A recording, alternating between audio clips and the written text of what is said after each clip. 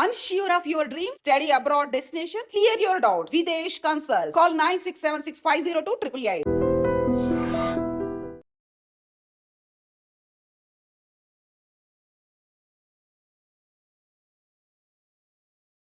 Hi guys, welcome to I dream. నేను మీ చాణక్య.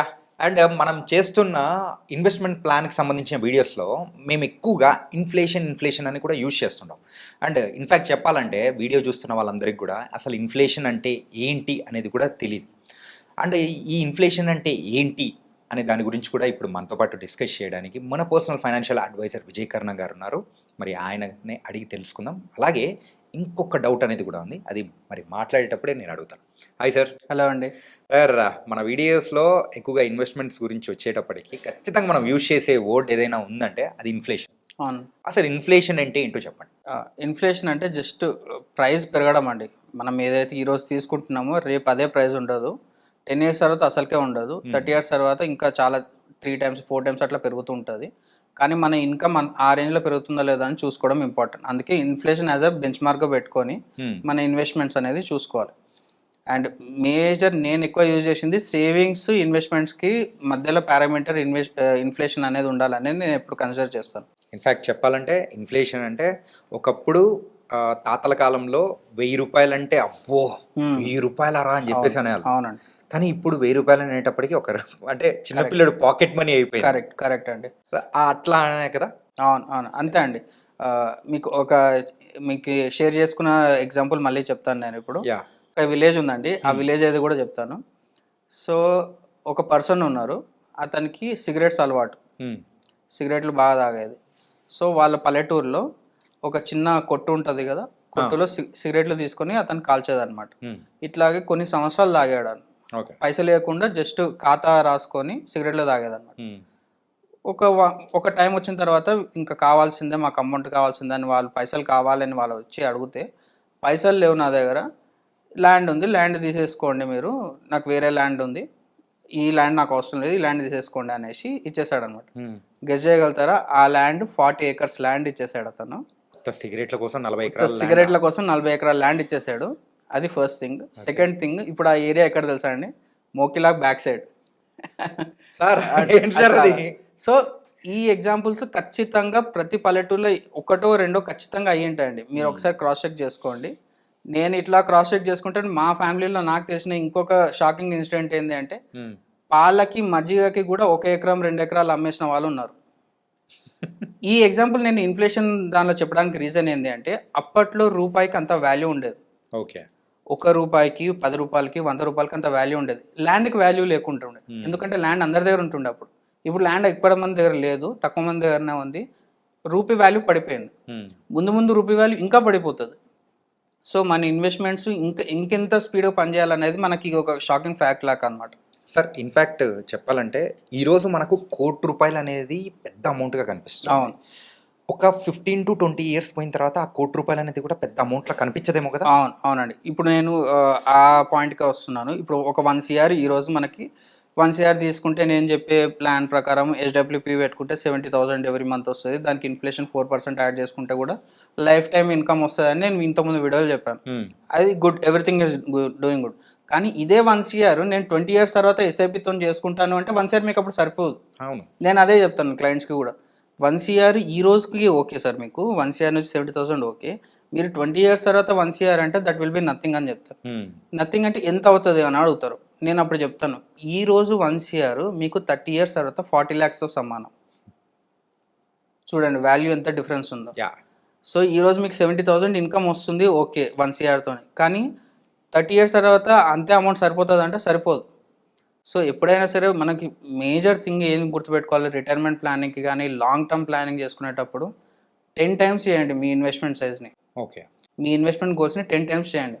మీరు 1 CR పెద్ద విషయం అని మీరు అందరూ అనుకుంటున్నారు కదా ఇప్పుడు. అంటే మన వ్యూవర్స్ కానీ కొత్తగా మ్యూచువల్ ఫండ్ గురించి తెలుసుకున్న వాళ్ళు 1 CR పెద్ద విషయం అనుకుంటున్నారు కదా, దాన్ని 10 CR చేయండి. 10 CR చేస్తే అప్పటికి ఇన్ఫ్లేషన్ యాడ్ చేసుకొని అదంతా కలిపి ఒక ఇన్ఫ్లేషన్తో కరెక్షన్ చేసుకున్నా కూడా you will be in better hands. అంత అమౌంట్ లేదు కదా అంటే మీరు స్టార్ట్ చేయండి. ఈరోజు స్టార్ట్ చేయండి. 2-3 years తర్వాత you will know the process. Mutual fund అనే ప్రాసెస్ తెలుస్తుంది, ఇన్వెస్ట్మెంట్స్ ఎట్లా వర్క్ అవుతుందని మీకు తెలుస్తుంది. 2-3 ఇయర్స్ తర్వాత గ్రాడ్యువల్గా మీరు పెంచుకున్నా కూడా that will be more compounding than 1 year. Okay. మీరు 1 ఇయర్ గోల్ చేసుకుంటే మీరు 40 lakhs పడిపోతారు కదా. మీరు 10 CRకి ప్లాన్ చేసుకుంటే అట్లీస్ట్ 5 CRలో పడినా కూడా you will be in better hands కదా. Better hands. So always plan for 10x more. మీకు ఒక చిన్న క్యాలిక్యులేషన్ కోసం నేను ఎగ్జాంపుల్ తీసుకొని క్యాలిక్యులేట్ చేశాను ఇన్ఫ్లేషన్ ప్రకారం చూసుకుంటే ఎట్లా ఉంటుంది అనేది. ఫర్ సపోజ్ ఈరోజు 1 kg రైస్ 50 రూపాయలు అనుకుంటే 30 years తర్వాత, జస్ట్ ఇన్ఫ్లేషన్ క్యాలిక్యులేషన్ ఇది, 30 years తర్వాత 4% ఇన్ఫ్లేషన్ క్యాలిక్యులేట్ చేసినా కూడా ఇదే 50 రూపాయల బియ్యము మనకి 160 రూపాయలు అవుతుంది. 120 రూపాయలు. అదే 5% ఇన్ఫ్లేషన్ వేసుకుంటే 216 రూపీస్ అవుతుంది. కాంపౌండింగ్ ఇన్ఫ్లేషన్ కూడా కాంపౌండింగ్ అవుతుంది కదా.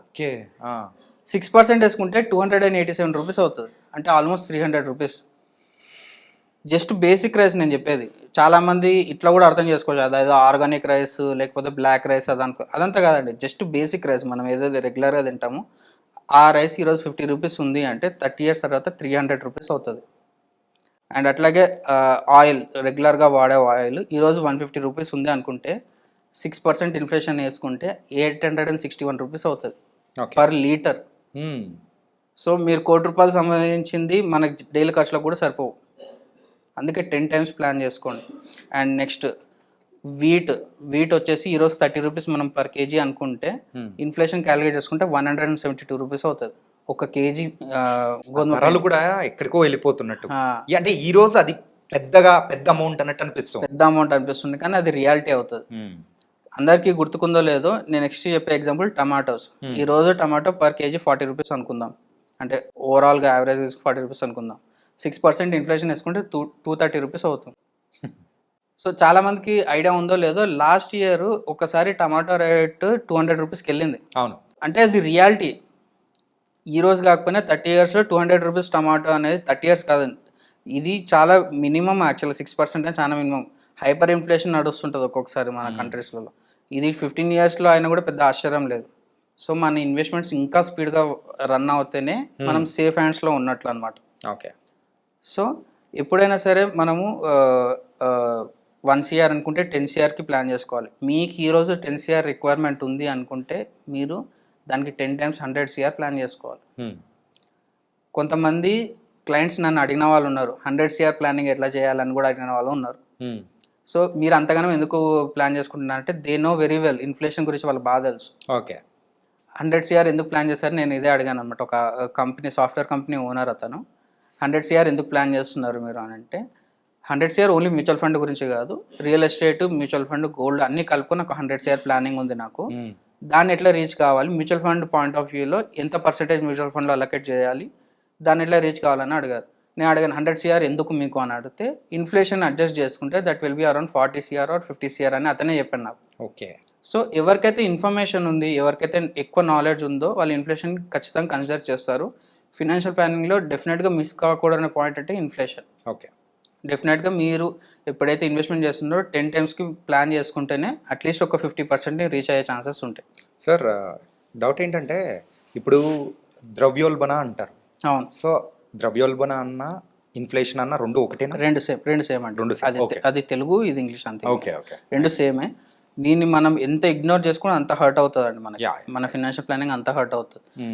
లేదు ఇంకొక టైప్ ఆఫ్ ఇన్వెస్టర్స్ ఉంటారు, ఎంత ఇన్కమ్ వచ్చినా సరే వాళ్ళ లైఫ్ స్టైల్ని తగ్గించుకుంటూ వెళ్ళిపోతుంటారు వాళ్ళు. సో అది one of the bad phases అని మనం కన్సిడర్ చేయాలి. ఇప్పుడు సపోజ్ ఈరోజు మనకి ఒక 20,000 30,000తోనే ఒక 1 month ఎక్స్పెన్సెస్ వెళ్తున్నాయంటే వాళ్ళ లైఫ్ స్టైల్ కూడా 20-30,000కి తగ్గించుకుంటూ వెళ్ళిపోతూ ఉంటారు. సో హ్యాపీ లైఫ్ లీడ్ చేయలేరు అనమాట అప్పుడు. సో దీనివల్ల వచ్చే రిపర్కేషన్ అంటే ఎప్పుడైతే ఇన్ఫ్లేషన్ వదిలిపెట్టేస్తే మనకు వచ్చే డిసడ్వాంటేజెస్ చెప్తున్నాను. Okay, that's it. 9 అయితే సో ఈ ద్రవ్యోల్బణ అంటే మనం ఇంగ్లీష్లో చెప్పుకునే ఇన్ఫ్లేషన్ గురించి మనం ఒక పక్క మైండ్ ఆలోచిస్తూ అందుబాటు ఆ ఫైనాన్షియల్ ప్లానింగ్ అనేది కూడా పర్ఫెక్ట్గా చేసుకుంటూ వెళ్తే ఫ్యూచర్ ఆఫ్టర్ 15 to 20 years తర్వాత కూడా మనం కూడా హై పొజిషన్లో ఉండొచ్చు. డెఫినెట్గా అండి. మనం ఇప్పుడు రూపీ వాల్యూ పడిపోయింది, అప్పుడు ల్యాండ్ కాస్ట్లు పెరిగి అప్పుడు అసలు లేవు, ఇప్పుడు ల్యాండ్ కాస్ట్ పెరిగినా అనుకుంటున్నాం కదా. సేమ్ థింగ్ హ్యాపెన్స్ నెక్స్ట్ అండి. మ్యూచువల్ ఫండ్స్లో ఇప్పుడు మనం 500 రూపీస్ నుంచి 1000 రూపీస్ నుంచి 1 CR తీసుకోవచ్చు అనుకుంటున్నాం కదా. తర్వాత అందరి దగ్గర 30 years తర్వాత అందరి దగ్గర 1 కోటి రూపాయలు ఉంటాయి. చిన్న జాబ్ చేసే వాళ్ళ దగ్గర కూడా ₹1,00,00,000 ఉంటాయి. కానీ అప్పుడు అందరి దగ్గర బయింగ్ పవర్ పెరుగుతది కాబట్టి మన దగ్గర ఇంకా ఎక్కువ ఉంటే గానీ మనకి ఎక్కువ లగ్జరీ లైఫ్ లీడ్ చేయలేమనమాట. ఇప్పుడు అందరి దగ్గర ₹10 ఉన్న దగ్గర ₹10 ఉన్నాయనుకోండి. మన దగ్గర ఉన్న ₹10కి వాల్యూ ఉండదు. యాహ్! సో అందరి దగ్గర ₹10 ఉండి నా దగ్గర ₹100 ఉన్నాయంటేనే నా ₹100కి వాల్యూ. సేమ్ మన ఫైనాన్షియల్ ప్లానింగ్‌లో కూడా ఇప్పుడు అందరూ 1 CRకి ప్లాన్ చేసుకుంటున్నారనుకోండి. 30 ఇయర్స్ తర్వాత అందరి దగ్గర 1 CR ఉంటది. అప్పుడు మన 1 CRకి వాల్యూ ఉండదు. అప్పుడు మనం 10 CRకి ప్లాన్ చేసుకుంటేనే మన 10 CRకి వాల్యూ ఉంటది. రైట్. సో ఈ పాయింట్‌ని ఎవరు మిస్ కావద్దనేది నా సజెషన్ అన్నమాట. కానీ మీరు చెప్పిన అంటే మనం ఈరోజు డిస్కస్ చేసుకున్న ఈ కాన్సెప్ట్‌లో మొత్తం మీద నాకైతే ఆ మోకిలా 40 ఎకరాలది మాత్రం అసలు మైండ్ బ్లాంక్ అయిపోయేలా డెఫినెట్‌గా ఉందన్నమాట. అండి. చాలా ఊర్లల్లో, చాలా పల్లెటూర్లలో, రూరల్ డిస్ట్రిక్ట్స్‌లలో ఒక 40, 50 ఇయర్స్ బ్యాక్ అందరి దగ్గర జరిగిన ఇన్సిడెంట్సే అండి ఇది. కాకపోతే చాలా మందికి తెలుసు. బయటికి చెప్పరు అంతే. యాహ్! చెప్తే వాళ్ళ ఫ్యామిలీ రెప్యుటేషన్ తగ్గుతదని చెప్పారు తప్పితే వేరే అందరికీ తెలుసండి ఇవి డెఫినెట్‌గా అయినాయి. ఎందుకంటే అప్పుడు ల్యాండ్ వాల్యూ లేదు. ల్యాండ్‌కి వాల్యూ లేదు. అగ్రికల్చర్ వ్యవసాయం చేసుకుందామన్నా మనుషులు దొరికేది కాదు అప్పట్లో. సో ఇప్పుడు కంప్లీట్ కమర్షియల్ అయిపోయింది. అవి రెసిడెన్షియల్ ప్లాట్స్ అయిపోతున్నాయి కాబట్టి దాని వాల్యూ పెరిగింది అంతే. డిఫరెన్స్ ఏం లేదు. Thank you so much sir. Inflation గురించి చాలా చక్కగా వివరించారు. తర్వాత ఫైనాన్షియల్ ప్లానింగ్ అనేది ఎలా ఉండాలి, ఎంత కాన్షియస్‌గా ఉండాలనేది కూడా అర్థమయ్యేలా చెప్పారు. డెఫినెట్‌గా. Thank you. థ్యాంక్ యూ అండి.